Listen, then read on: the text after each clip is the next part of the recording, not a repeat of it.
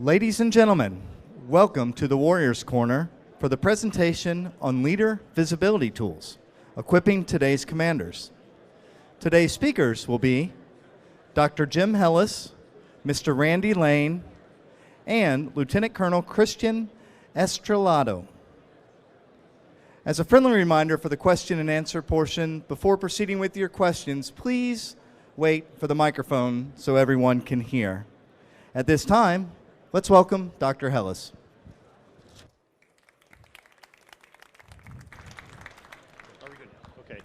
Okay, good morning, and thanks to everybody for coming out for this morning's presentation. The Chief of Staff has said that people are our number one priority. Readiness, modernization, reform remain critical for the Army, but we can't do any of those without people. And so we have to take care of our people in order to achieve really anything, because the Army is people. The way we're going to go about taking care of soldiers is through building cohesive teams at all levels, down to the squad level, with engaged leadership. And so the intent is that you know your soldiers, you know each other, you look after each other, you take care of each other. You identify problems and challenges before they become crises, and you provide support to your buddies. And if you're leaders, you get your soldiers engaged, not by just saying, go off to ACS, but taking them to the resources and doing the warm handoff to the support that they need. Part of this effort includes training, but today we're going to talk about visibility tools and one in particular. And visibility tools are intended to give commanders a better view, a more informed view of both their soldiers and their formations. These include the Behavioral Health Pulse, the Behavioral Health Readiness and Risk Reduction Review, or the R4 tool, which is being piloted at Fort Carson. The GAT, which has been cut down to about 40 questions and has been improved. And again, the Commander's Risk Reduction Dashboard in Increment 2, which went to IOC in August, and we're moving towards FOC. So I'm not going to go into details. Mr. Randy Lane, who's the Director of the Assessments Division in Sharp, Ready, Resilient, and Lieutenant Christian Estrellado, who is our Systems Branch Chief, are going to brief you on the details of CRRD Increment 2 and how it will assist commanders in having a better understanding of their soldiers so they can accomplish the number one priority of taking care of people. And so with that. Okay. All right, well, thank you, sir. As mentioned, my name is Randy Lane. I've been associated with the development of the Risk Reduction Dashboard now for the last really 5.5 years. And that kind of brings us to where did we start with this? The Risk Reduction Dashboard sprung out of around 2012. We had been having an incremental or significant increase in suicides across the Army.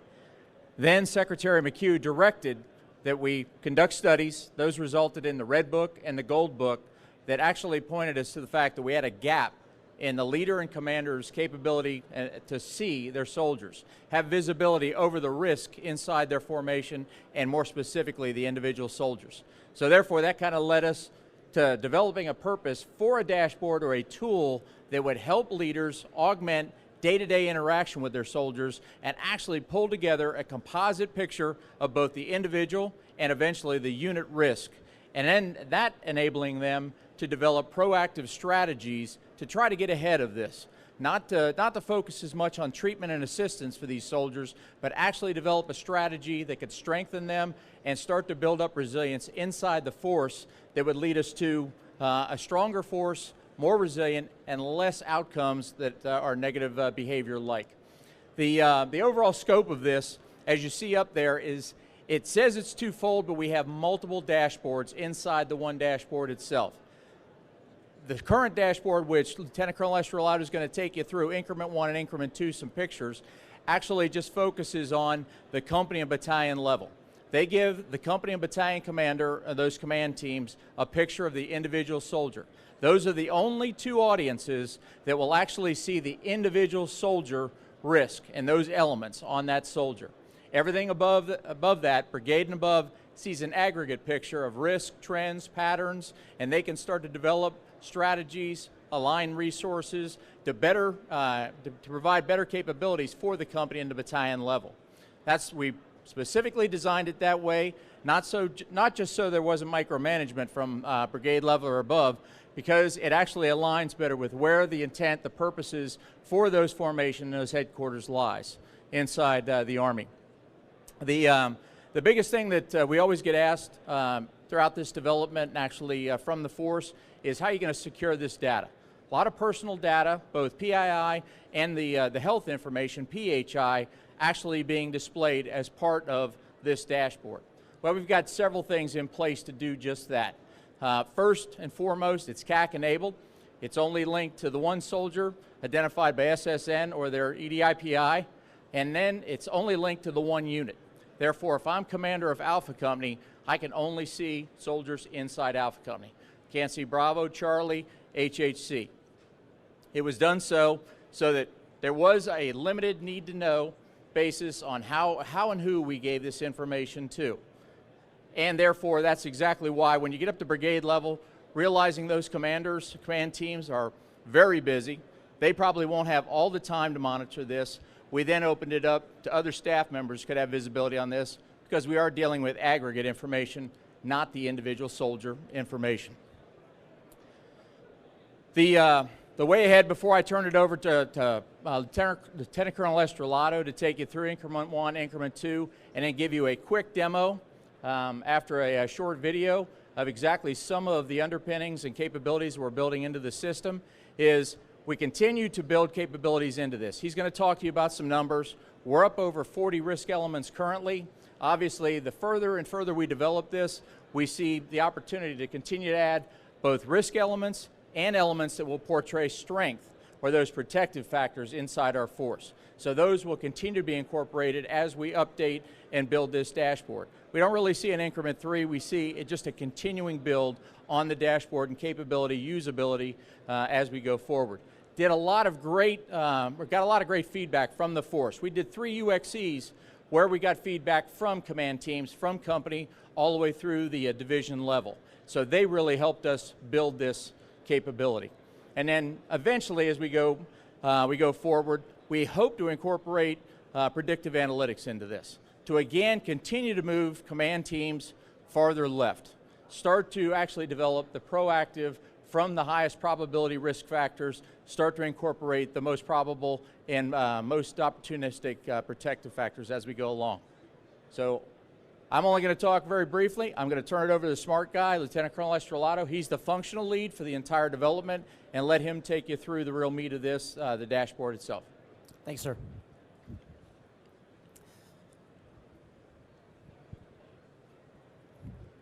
One second. Oh, first of all, thank you very much, sir. Who's heard of the Commander's Risk Reduction Dashboard, Increment 1? Great, several of you. Okay, so just to walk you through that, it is a web-based system that is currently deployed to active Army. There's about 70% of the commanders that are using this system. It is 12 risk elements currently, expanded to 21, and as Increment 2 rolls out, it expands even more. We've bucketed, as you can see actually in this call-out box, that it's a simple depiction of soldiers' personnel, law, and medical information in a snapshot. The only people that have access to this is battalion commander and company commander. In Increment 2, we actually expanded that, where now you have the 40 elements, and then we're talking about command teams. Command teams consist of your battalion commander, command sergeants major, company commander, company first sergeants. Right, so I've expanded that visibility at the direction of the Secretary of the Army and the Chief of Staff. They're very adamant to go ahead and have that down to the command team levels, to go ahead and give it to where the rubber meets the road, to have that intervention and prevention strategies inserted to where soldiers and family members need help. We have 28 additional information and risk elements. We've expanded the legal aspect, medical, and the personnel information. And you can also see in the call-out box, we have soldier's picture. We didn't have that in the first increment. Now you know who you're dealing with. Sometimes these commanders get soldiers in, they don't know who they are. It's good to have a face with a name. And as you can see, temporary profiles and what we call the running man at the bottom there to show the profiles of your soldiers and how your unit is in its entirety.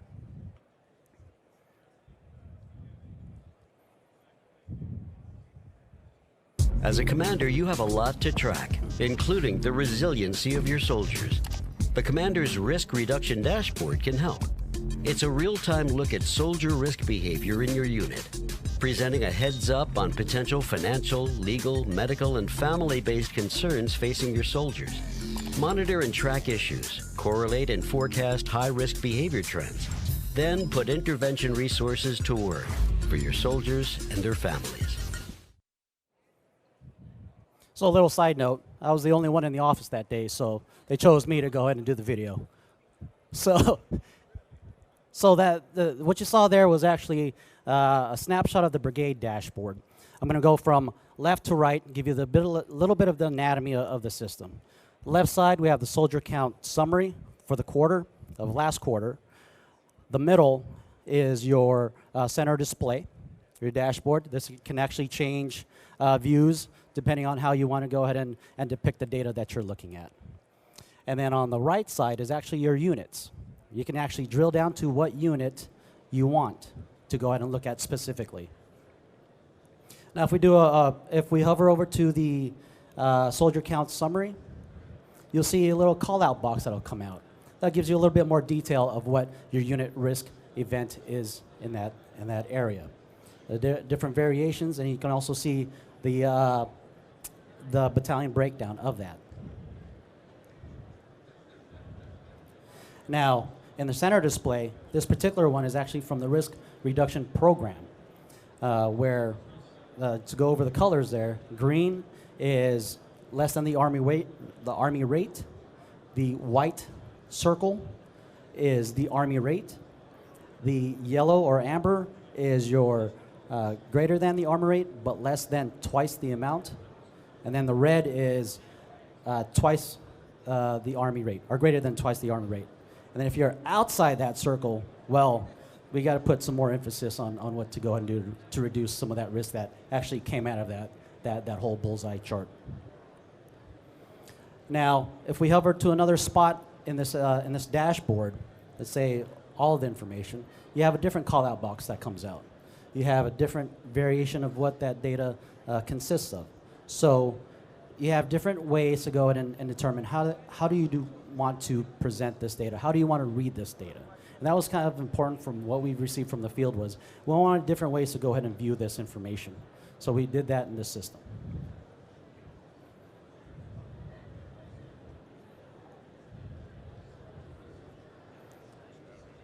All right, so you saw the view of the brigade dashboard. Now from right to left, again, you have the soldier count summary. Your center display has changed, as well as your right side of the pane has changed. Now, this is only available for company commanders and first sergeants, the command teams and the battalion command teams. They are the only ones that can see this information of their soldiers in their unit. On the right-hand side, all the way to the right, you see the soldiers with risk events in the past quarter. Alerts, meaning what has happened within the last 90 days. Traffic violation, DUI, all those things that will go ahead and populate in those 90 days.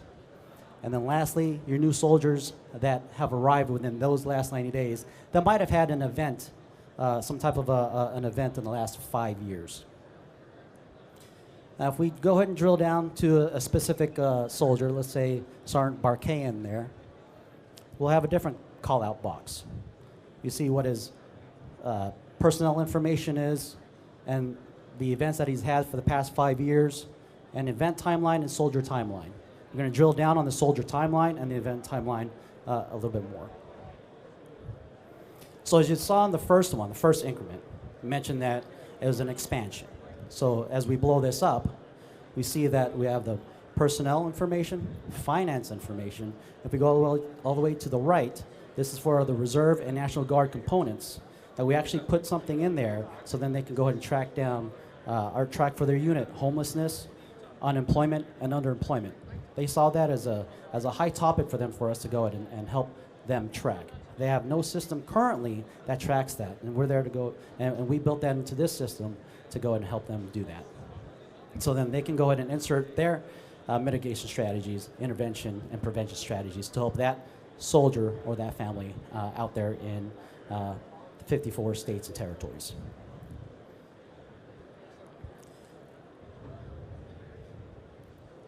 Now, come back out of this, and we're going to go ahead and look at the event timeline. Remember, this is a commander's risk reduction dashboard. So how does this play out? Well, let's look at this one. I forgot to caveat that if all this information is fake data, so if you start trying to do the math, you're going to have to take off your boots or whatever else, or go to your neighbor and start counting toes and stuff, because it's all fictitious. Just like these dots and stuff, right? So we talked about Sergeant Barkan. He has some issues or whatnot. We see his history. Or before, we didn't see that history. Now we've flattened it out, laid it out, so you can go ahead and look at, okay, where did we insert, or did we not insert help? If we did it work out? Great. If it didn't, what else can we go ahead and do? That's part of the whole risk reduction portion of this system. And for the commanders to go ahead and look at and determine what type of help does that unit, does that commander need to go ahead and do. For example, Army Community Services Program, the ASAP program, Military One Source if they want to reach out to that, AER if they want to go ahead and reach out. So all those different various programs that we have in the military or in the installation to go ahead and help out that soldier or family. That's in toto. In this one, you can actually drill down. Let's take law enforcement alcohol offenses. You actually can go and drill down to specific case numbers that the soldier may have and the like. So to caveat too, commanders have this information. They see this information. All we did was put it all into one dashboard. They take data, or we've taken data from different sources and put it into this dashboard. And it's only going to improve as time goes on, and as commanders tell us that we want to see X, we want to see Y, and we go ahead and expand on that one to go and help that commander out and that unit out.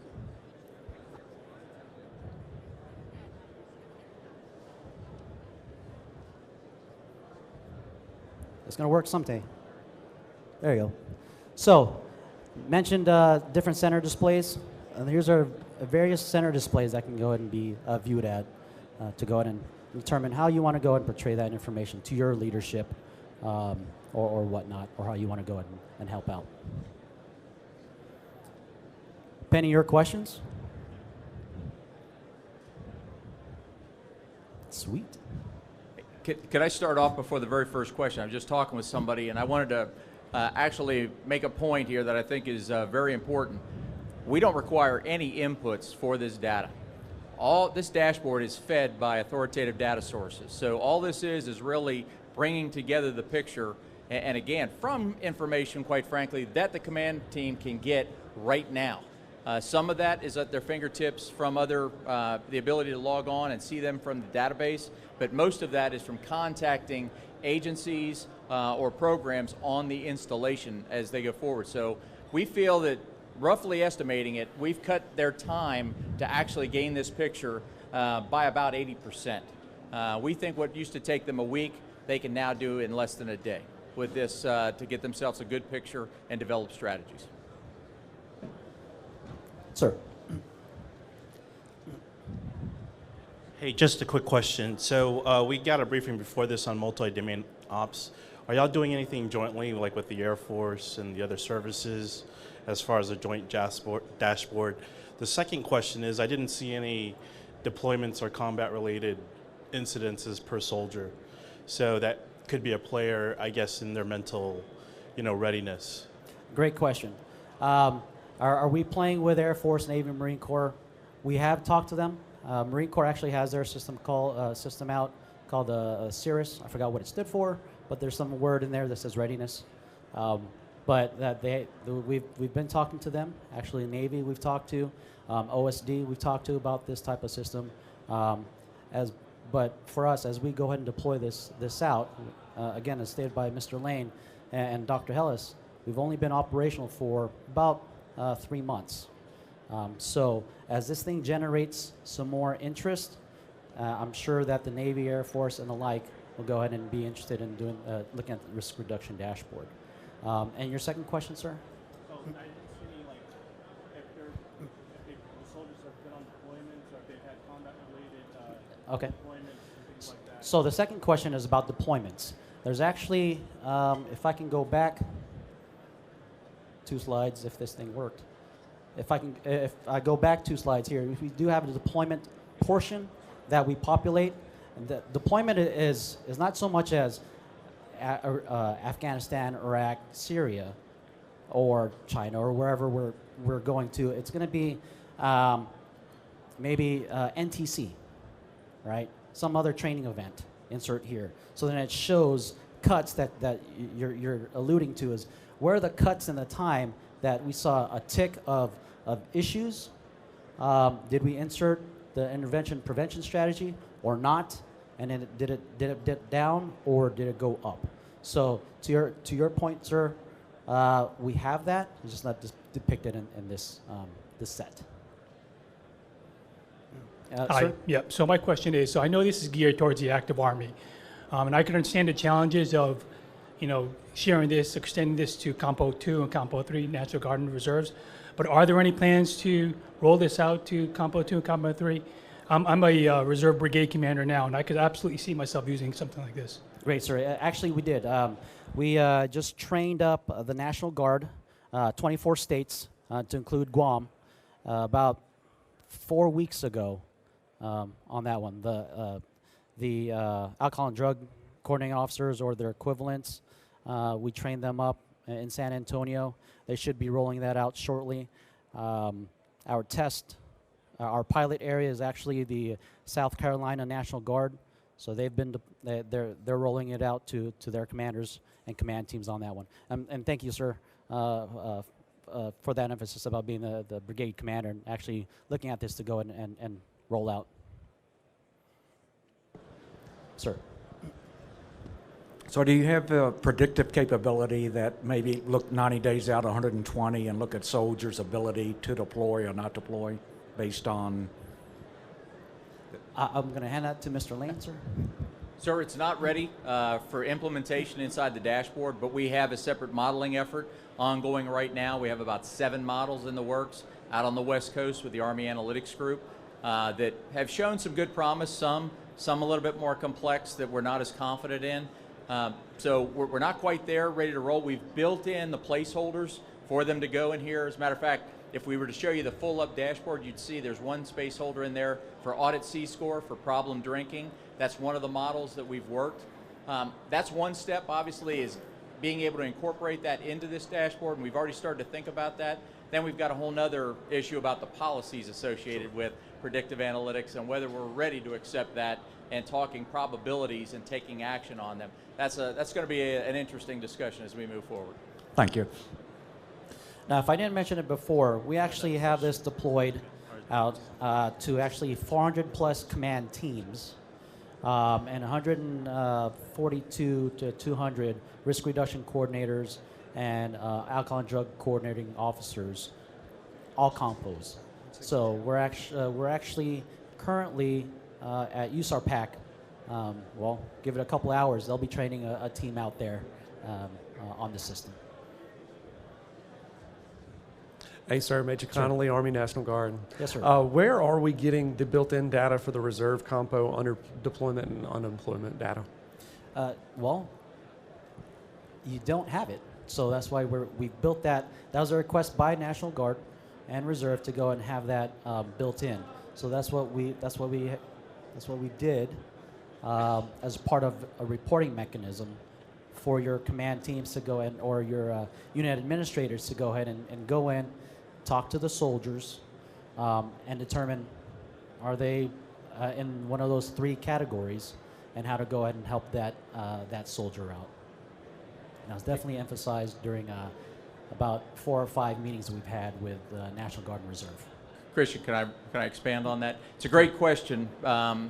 It wasn't by the advent of treating Compo 2 and Compo 3 any less that they're at the end of the schedule. What we had to do with a lot of the databases with the Guard and Reserve is actually help them build them, rebuild them, or revamp them so that they were ready for input into the system. So we've spent some time over the last years, and for the unemployment, underemployment, homelessness, a lot of that's a manual input. We're having to take actual queries from the forces. Brigade Commander shaking his head. He knows exactly that problem. All we're trying to do is codify them so that we'll actually show them as they align with the rest of the factors. Because right now a commander probably has a decent idea in those areas, but not how they stack up with relationship to the rest of the factors that they'll see pulled in from things like ITAP DB and some of the other personnel and risk elements.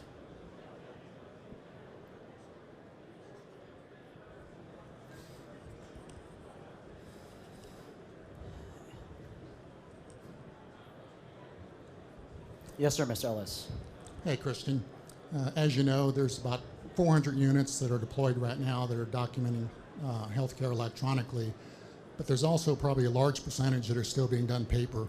So how do you get those paper records and integrate them into the dashboard with a mining capability so Commander can get a true readiness picture? Great question. Thank you for that. We actually get our information from the medical, from mods. So we can expand on that one if that is the case for commanders as a requirement to go ahead and do. We just have to go ahead and talk that through. But we get our information to build into this, or that we present in this dashboard through the medical mod system.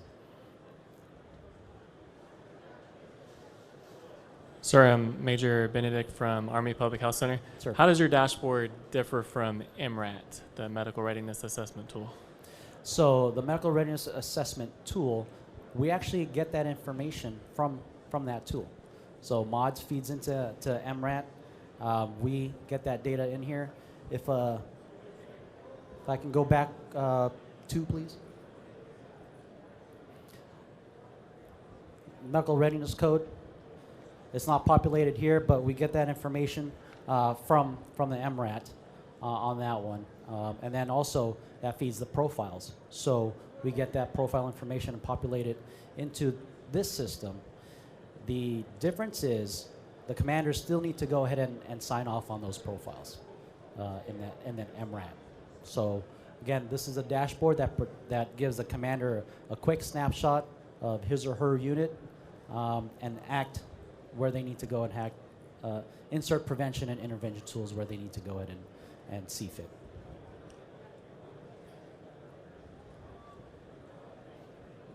Any other questions?